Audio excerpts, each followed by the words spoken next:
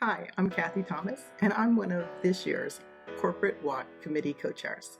I'd like to share with you today a few ideas as to how you can better engage your teams.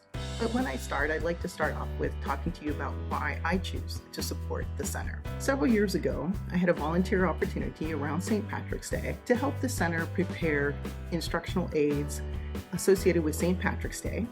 And one of the other opportunities in that particular engagement was for us to make Braille books. So I volunteered with the group to make the Braille books and very quickly learned. It's much harder than it looks, but it was a really challenging and rewarding environment. We were competing on how accurately and how well we could help create these books by generating the labels. At the end of the day, Kevin and several of the other staff members took us on a tour of the facility. I was so impressed. They had such innovative methods to engage with the children at all different ages, and you could tell that they were maximizing all of the different tools and resources that they had. And so Kevin naturally reminded us that there's a 5K walk coming up, and we're like, gee, that sounds like fun. And so our team engaged, and we created our first walk team for our company. We did okay. We raised a few $100s, but not nearly the impact that we were capable of. One of the things that we learned was that one of our colleagues' daughter actually attended the school. That just changed the game completely. Once we met his daughter and we saw how she grew and evolved and became just incredible differences each year, we became more and more committed that we are going to support the Blind Children's Learning Center any way we can. So that's my why. And another connection for me is that I am a senior manager for customer service at Johnson & Johnson Vision.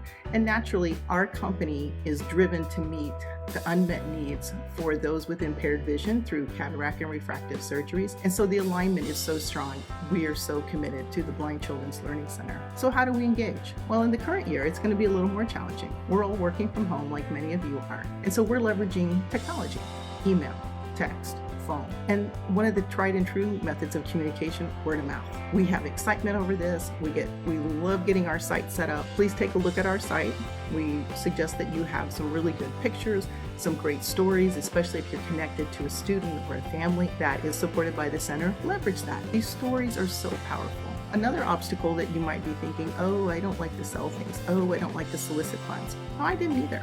As a Brownie and a Girl Scout, I hated selling those Girl Scout cookies, even though it was a great product and we knew we needed the funds, but I was just, oh my gosh, this is so hard. So that was one of my personal obstacles, but all I had to do was to think about these children that need your help. And when you tell their story, no one can tell you no. Think about how can you best represent the school and their needs and encourage your friends, family, your work family, encourage them to get out there and to support the activities this year. Other little fundraisers that we do, kind of like mini events to support the larger event, is we've done bake sales, we have done food trucks, we've done raffles. At another organization, I've seen dunk tanks set up. Naturally, the dunkies are going to be the senior leaders, and who wouldn't pay to see that? This year, we're thinking about asking senior leaders to wear costumes or wigs, perhaps during one of our Zoom or Teams meetings.